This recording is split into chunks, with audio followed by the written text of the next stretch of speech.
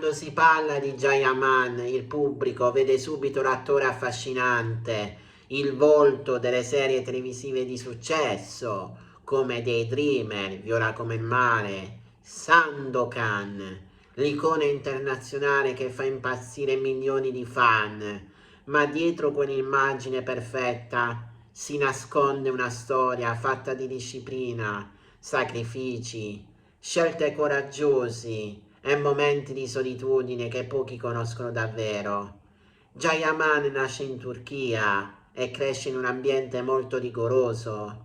Fin da giovane viene educato al rispetto delle regole, allo studio, alla determinazione.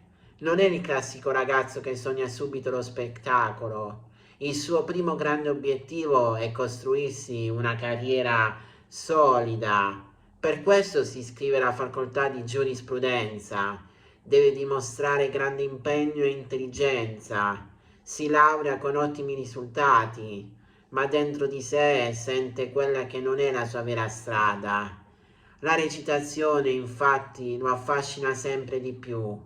Decide così di frequentare corsi di dizione, recitazione e teatro. Non è una scelta semplice. Lasciare un percorso sicuro per entrare in un mondo competitivo è un rischio enorme. I primi anni sono duri, provini andati a male, ruoli minori, tanta attesa. Ma Gian non si arrende. Lavora sul suo corpo, sulla sua voce, sulla sua espressività. Ogni rifiuto diventa una spinta a migliorarsi.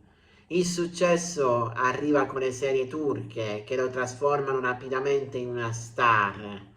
Il suo volto diventa famoso, i social esplodono, i fan aumentano ogni giorno, ma con la fama arrivano anche le pressioni, interviste, eventi, viaggi continui, aspettative altissime.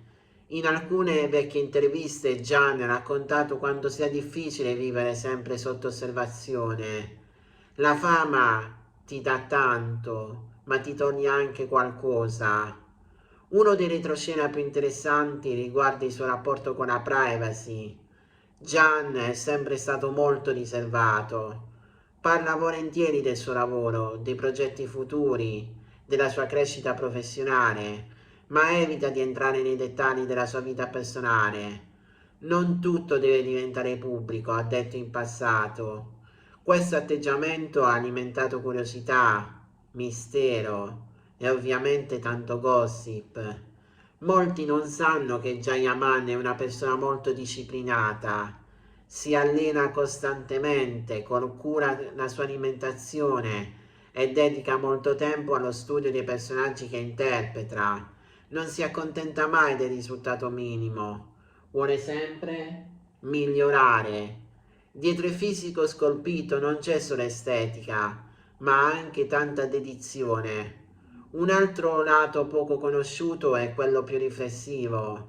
Gian ama leggere, informarsi, viaggiare per scoprire nuove culture. In alcune interviste ha parlato dell'importanza della crescita interiore. Il successo non serve a nulla se non cresci come persona.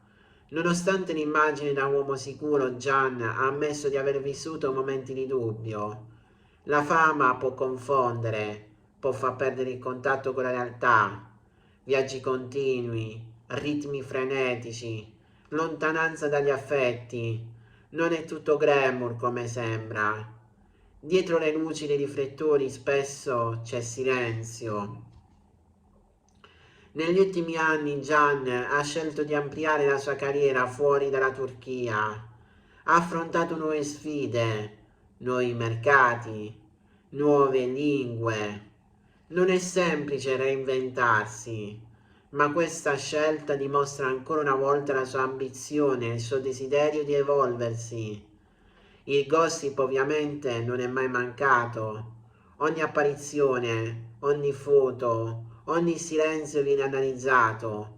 Ma la vera rivelazione shock non è uno scandalo, è scoprire quanto lavoro, disciplina e sacrificio ci siano dietro il successo. Jayaman non è solo un volto famoso, è una persona che ha costruito la propria carriera passo dopo passo, affrontando ostacoli, pressioni e momenti di incertezza.